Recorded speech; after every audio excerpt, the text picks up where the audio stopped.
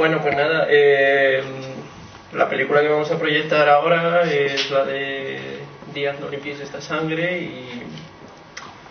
yo quería aprovechar un poco el momento para hablar un poco de lo que refleja la película, ¿no? La película, más allá de lo que cuenta, no se limita a un acontecimiento particular o una cosa que haya pasado excepcionalmente, ¿no? Nos está hablando un poco de una de las violencias, o algunas de las violencias que constituyen el orden vigente hoy en día, que es la globalización. Cuando hablamos de globalización, no hablamos de poder viajar a cualquier país del mundo, comprar productos de cualquier sitio o poder ver una telenovela estadounidense o turca por la tarde con un café, sino que la globalización en realidad es un proyecto neoliberal, y eso es algo que muchas veces se olvida, y creo que es un buen momento esta proyección de la película para recordarlo y ver un poco qué ha pasado con ese orden neoliberal, ver qué movimientos había contra esta globalización y qué está cambiando, porque están cambiando muchas cosas. Entonces, en tanto que orden neoliberal, la globalización suponía que el Estado estaba actuando constantemente bajo los principios del libre mercado. Y es más, estaba interviniendo constantemente en la economía para producir un espacio de libre competencia donde pudieran concurrir los mercados capitalistas. Y en este contexto, todo este contexto de la globalización, esta situación va a empezar a partir de la crisis del capital que tiene los años 60 y 70, para intentar mejorar las tasas de beneficio.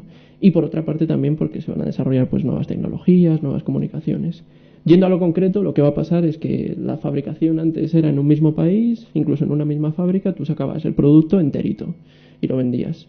Y lo que va a pasar con todo este proceso globalizador es que se va a deslocalizar la producción y distintas partes de un mismo producto se van a hacer en distintos sitios. Y se van a ensamblar en otro sitio y se van a distribuir globalmente. O sea, se van a generar unas cadenas de suministro global. Y además también se va a desregular el movimiento de capitales. Eso es lo que va a pasar inicialmente con la globalización. El capital va a moverse por donde le dé la gana y como le dé la gana. La consecuencia de esto es que al final cambia la correlación de fuerzas. Nos vamos a encontrar con que el Estado ya no tiene capacidad para regular el capital, para exigirle nada, el movimiento obrero tampoco, porque si le tocas muchos cojones se pira y se va. Entonces, al final, la consecuencia de esto es que el Estado, para atraer los capitales, va a privatizar, va a desregular, va a externalizar. Todo esto yo creo que nos suena porque es lo que hemos estado viviendo con la sanidad, con la educación, los recortes, la austeridad, en fin, y con los recursos públicos. Todo este proceso de privatización también hay que tener en cuenta que estaba inicialmente originado por el Estado. O sea, para que se pueda producir en muchos países, que pueda circular los capitales, el Estado tiene que desregular. O sea, que tenemos un Estado que ha generado esos mercados de libre competencia y que ha trabajado para ellos. Entonces, este es un poco un contexto que va a tener unas consecuencias muy graves, porque si el capital está desregulado va a producirse una volatilidad enorme y crisis de deuda, como pasó en muchos países emergentes e incluso en nuestro propio país.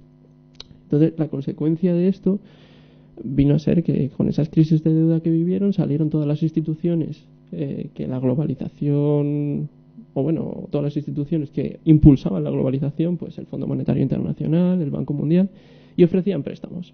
O sea, para pagar préstamos ofrecían más préstamos, una idea buenísima, y la consecuencia era para aceptar o para recibir esos préstamos había que recortar, liberalizar, en fin, implementar el proyecto de la globalización. Todo eso agravó las crisis, pues estamos hablando de crisis en los países asiáticos en los años 90, en países latinoamericanos en los años 80, hizo que los gobiernos no tuviesen dinero para pagar ningún programa social. Todo se tenía que invertir en pagar los intereses de la propia deuda que se había generado. Las poblaciones, pues evidentemente recurrieron a cualquier tipo de actividad. Las empresas recurrieron a actividades ilícitas o también se recurrió a la inmigración para sobrevivir. O sea, en todo esto estamos viendo una cantidad de violencias enormes que van a estar vigentes en todo el proceso de implantación de la globalización. Pero también se van a ver con invasiones militares de otros países, como pasó con Yugoslavia o como pasó con Irak. También se ve con el extractivismo que ha asesinado a poblaciones indígenas. También con nuevas formas de guerra paraestatales, un modelo distinto, totalmente distinto de guerra y mucho más violento en muchos casos. O sea, cambia el panorama y a la vez en toda esa implementación de la globalización hay una violencia brutal. Y en este contexto es el que va a surgir los movimientos antiglobalización, que es lo que plasma la película. Estos movimientos antiglobalización son tan heterogéneos como podéis imaginar. Ecologismo, comercio justo, anarquistas, autonomistas, comunistas. Encontráis también personas por los derechos de la infancia, lo que queráis. Lo que queráis dentro de las consecuencias que ha generado el neoliberalismo. Estos movimientos, al principio, el estallido, aunque hubo protestas anteriores, es en 1999 con la cumbre de la Organización Mundial del Comercio. Consiguieron parar las negociaciones a través de protestas. Y estuvieron paradas unos cuantos años. Y no se pudo fundar la Organización Mundial de Comercio como tal. En 2001 ya van a pasar un poco a hacer propuestas. Y se hace el Foro Social Mundial de Porto Alegre y empiezan a proliferar todos estos foros, se discuten alternativas. Y ahí ya se define un poco el funcionamiento general del movimiento que vamos a ver en la película. Que suele ser, por una parte, estos foros, y por otra parte también aparecen una serie de contramanifestaciones o contracumbres que tienen pues conferencias, comedores, alojan activistas de todo el mundo y que se dan siempre que hay un evento de una institución intergubernamental internacional, pues el Fondo Monetario Internacional, la Organización Mundial del Comercio, el Banco Mundial o por ejemplo foros de países que estaban implicados en la globalización, el G7, G8, dependiendo del año, el G20, etcétera. Claro, todo esto va a seguir girando y continúa hoy en día, y el funcionamiento es pues que llega este evento de esta organización intergubernamental y lo que hacen es convocar una serie de contramanifestaciones, conferencias y movimientos transnacionales, y algunos movimientos locales pues organizan pues alojamiento, comedores, un equipo de abogados para enfrentar las detenciones, se hace una sala de prensa independiente para cubrir la contracumbre. Y la intención pues es siempre intentar parar las reuniones de estas instituciones intergubernamentales y también reflejar una agenda alternativa, ¿no? Decir, bueno, está el proyecto neoliberal de estas instituciones, pero hay una alternativa y nosotros tenemos otras ideas y consideramos que se debería hacer de otra manera. Y es un poco lo que han hecho los movimientos antiglobalización que aparecerán en la película. En concreto la película trata de la contracumbre de Génova en 2001, que fue pues los primeros días del 19 al 22 de julio más o menos. Y lo que hicieron fue el gobierno italiano, para evitar que hubiera estas contracumbres, fue establecer una zona roja donde no pudiera acceder nadie. Pusieron barreras, cerraron aeropuertos, cortaron autopistas, desplegaron todos los antidisturbios casi del país, helicópteros volando, controles, puestos de control policial, de identificación. Es un despliegue brutal que todavía sigue pasando hoy en las contracumbres que hay. Esto es muy habitual. Entonces, a pesar de eso, hubo manifestaciones. El 19 de julio hubo una manifestación de migrantes, creo que fueron casi, no sé si fueron 10.000, un número bastante elevado, en fin. Y a la mañana siguiente, una serie de personas vestidas de negro, y esto es importante, vestidas de negro no eran de una organización, sino que iban vestidas de negro para que no las identificaran, pues atacaron prisiones, edificios públicos, tiendas, etcétera, en forma de protesta, una forma de protesta más rupturista o más violenta. La consecuencia de esto fue que se empezó a hablar del Black Bloc. El Black Bloc no es una organización, y esto es algo que la película puede dar lugar a entenderlo así. Es una estrategia. Es una estrategia para no ser identificado, y se utiliza en prácticamente todas las contracumbres o protestas en las que ser identificado supone algún riesgo. Entonces, bueno, ocurrió esto y la policía empezó a responder de manera brutal, atacando manifestantes, periodistas, etcétera. Y en una de las cargas se asesinó a Carlo Giuliani, un carabinero, se bajó, pegó 2 tiros a un chico y lo atropelló 2 veces con el coche de carabineros. Sacaron carros blindados, en las cargas también tiraron botes de humo desde helicópteros. O sea, la violencia que hubo en Génova fue brutal. Luego, posteriormente, siguió habiendo manifestaciones, pero hubo algo que es lo que suele pasar en las contracumbres, que es una división entre quien defiende una estrategia más rupturista o con mayor violencia física, si queremos decir esto, y quien no. Siempre hay esos dos sectores en todas las contracumbres, los vamos a encontrar, y ese enfrentamiento se dio también en Génova. El propio movimiento, de hecho, hizo medidas para evitar que hubiera disturbios y contener a la gente que quisiera pues hacer disturbios, o bueno, en fin. Total, que al día siguiente, el 22 de julio, 29 de julio, volvió a haber una manifestación y lo que hizo la policía fue cargar directamente. Hubo una carga policial bastante fuerte Y, y bueno, y aquí ya se desató un ciclo de tensiones que desembocará en la Escuela Díaz, que es lo que nos cuenta la película y que no voy a dar más detalles para no hacer mucho spoiler. Pero bueno, básicamente una represión policial bastante brutal y con muchos detalles que creo que es interesante conocer. Pero que hoy en día esa violencia policial, que es un modelo de escalada de la fuerza, un modelo con mucha coerción física, poca comunicación con los manifestantes, muy al tuntún, porque era cargar contra todos los manifestantes, fuera quien fuera, o incluso periodistas, sanitarios, eso está cambiando. Y está habiendo otro modelo distinto. No por ello mejor, porque también ya hablaremos un poco de la intención que tiene, pero el modelo es más negociado. Hay más comunicación con los activistas, las operaciones son mucho más particularizadas, se priman estrategias informativas, esto es, identificaciones a saco, puestos de control policial, en fin. Y eso se ha podido ver muy bien en Hamburgo, en Hendaya, en Cornwall, que han sido las 3 últimas contracumbres que ha habido los 3 últimos años, contra el G20 y el G8. El G7, perdón. Entonces, lo que ocurre en este modelo nuevo que está proliferando es que primero sí que se dejan incluso que haya protestas rupturistas. Eso pasó en Hamburgo. En Hamburgo yo vi como un chavalín, estábamos en Reeperbahn, había disturbios y el chaval iba con sus botellas pues para tirárselas a la policía claro, y la policía le paró. Y yo lo que me esperaba era que le detuvieran, le registraran y se lo llevaran. Lo que pasó fue que el policía le bajó la braga y le empujó para que fueran los disturbios pues a tirarle botellas a la policía. En Hamburgo no intentaron parar los disturbios. En Hamburgo lo que querían era fotografiar a los manifestantes. Y una vez tenían las fotos, detenerte en la estación. O detenerte en la calle o mandarte una citación judicial. La estrategia era mucho más selectiva y distinta. En Hendaya, por ejemplo, encontramos que llevaban la policía, que había mucha policía secreta, como suele haber en todas las contracumbres, llevaban terminales portátiles donde sabían más o menos qué teléfono iba andando por la calle. Entonces ahí sabían a quién tenían que detener o quién no les interesaba tanto detener. E iban haciendo detenciones selectivas en la calle. ¿Que había una manifestación? Bueno, sacamos a los secretas y ya pues que vayan deteniendo a quienes ven un poco que haya tal. Y esa es un poco la estrategia. No es un cambio altruista. O sea, este cambio de menor violencia comparado con lo que hubo en Génova no pasa así porque sí.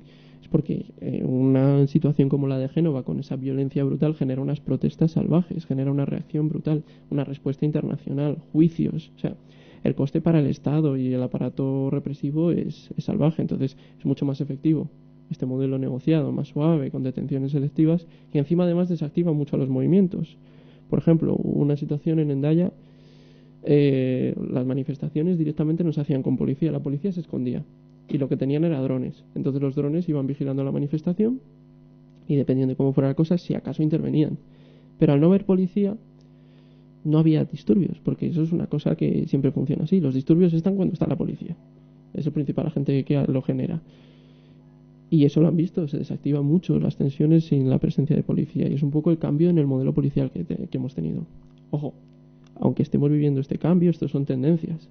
Sigue habiendo detenciones brutales, cargadas policiales salvajes, tanto en Hamburgo como en Hendaya. O sea, siguen pasando las cosas de Génova, pero parece que está cambiando un poquito. En los últimos años lo que ha pasado ha sido, con los movimientos antiglobalización, es que las contracumbres han ido bajando mucho en intensidad. Y la presencia de movimientos antiglobalización en este tipo de eventos ha sido bastante más reducida. Por un lado, porque ha habido una crítica interna. Claro, ¿quién puede ir a la contracumbre? Pues quien se puede pagar el viaje, quien está en los circuitos de información de la contracumbre, SMS en su momento, Internet ahora, o en movimientos transnacionales que te informen de que vienes, del evento, de lo que sea. Por otro lado, se han primado un poco más los días internacionales de acción y ese es el movimiento, o sea, es la estrategia principal del movimiento antiglobalización ahora mismo. Convocas un día donde en varias ciudades se van a hacer protestas y se hace a la vez. Y es un medio bastante más accesible ahora mismo y que se está utilizando más. Pero también que esté reduciéndose la fuerza del movimiento antiglobalización en este sentido parece deberse a una serie de cambios que están pasando en la globalización. Primero han subido países emergentes. En países como Rusia, como China, y eso que han subido también cuestionando bastante lo que era el modelo de globalización neoliberal. Hay que tener en cuenta que este modelo estaba sustentado por una hegemonía estadounidense muy fuerte Y claro, Estados Unidos cada vez está cayendo, además la hegemonía estadounidense está muy debilitada. Por otra parte, han surgido también movimientos neofascistas, neoconservadores, que están cuestionando la globalización. Y además, las instituciones que sostenían la globalización, el FMI, el Banco Mundial, por ejemplo, se han quedado pequeñas. Además, han surgido instituciones alternativas. La Organización Mundial del Comercio está bloqueada.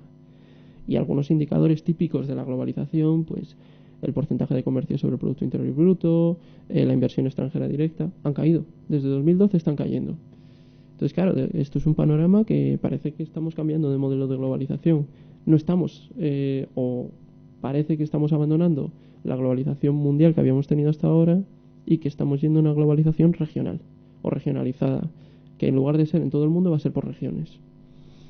Están proliferando tratados de comercio por regiones. En fin, estamos viviendo un cambio importante que hay que tener en cuenta y que, por una parte, de cara a los movimientos antiglobalización, afecta a su presencia porque lo que está ocurriendo es que los movimientos antiglobalización habían crecido exponencialmente con la proliferación de instituciones intergubernamentales como el FMI y el Banco Mundial, y de golpe esas instituciones pierden importancia y aparecen otras. El panorama es mucho más opaco como para que el movimiento no se despiste, que es lo que parece que puede pasar. Además, también que se priorice el Estado dentro de las reivindicaciones que hacemos día a día también impide ver el papel que tiene la globalización. No obstante, sigue siendo importante un movimiento antiglobalización y es un poco también lo que hay que extraer, yo creo, de ver este tipo de películas. Porque sigue la globalización neoliberal, aunque esté cambiando, sigue presente y seguimos con ese modelo. Y eso se puede ver pues en todas las medidas de liberalización, recortes, austeridad que siguen vigentes. El miedo a que se vayan las fábricas porque les exigimos mucho o que se vaya cualquier tipo de empresario. Es algo que sigue. La reducción de derechos laborales. En fin, son fenómenos que vemos en nuestro día a día. Y además, si está cambiando el mundo que tenemos, sin un movimiento antiglobalización que sea capaz de impulsar el cambio hacia donde interesa, estamos dejándolo en manos de quien realmente domina la correlación de fuerzas ahora, que es, por una parte, el Estado y el capital. Y dentro del capital sus distintas facciones, que son pues movimientos neofascistas, que son países como Rusia o China, también altamente neoconservadores. O sea, el cambio que se nos promete hoy en día es bastante peligroso. Si no se hace nada y si no se articula un movimiento global. Por eso es necesario establecer, por una parte, una memoria, que es lo que hay que hacer aquí, que recuerde cómo el neoliberalismo también se ha hecho con sangre y con violencia y con tortura, porque es una de las realidades del neoliberalismo. Por otra parte, comprender cómo hemos llegado hasta este punto para poder impulsar un cambio y finalmente realmente constituir un movimiento que no sea una mera reacción o una mera respuesta o resistencia a lo que está pasando, sino que sea una auténtica ruptura con el orden vigente que tenemos y el orden que se nos promete si no hacemos nada. Y sin más, pues creo que podemos ver la película o no sé si queréis hacer un predebate antes de la película o lo que sea. Bueno, gracias.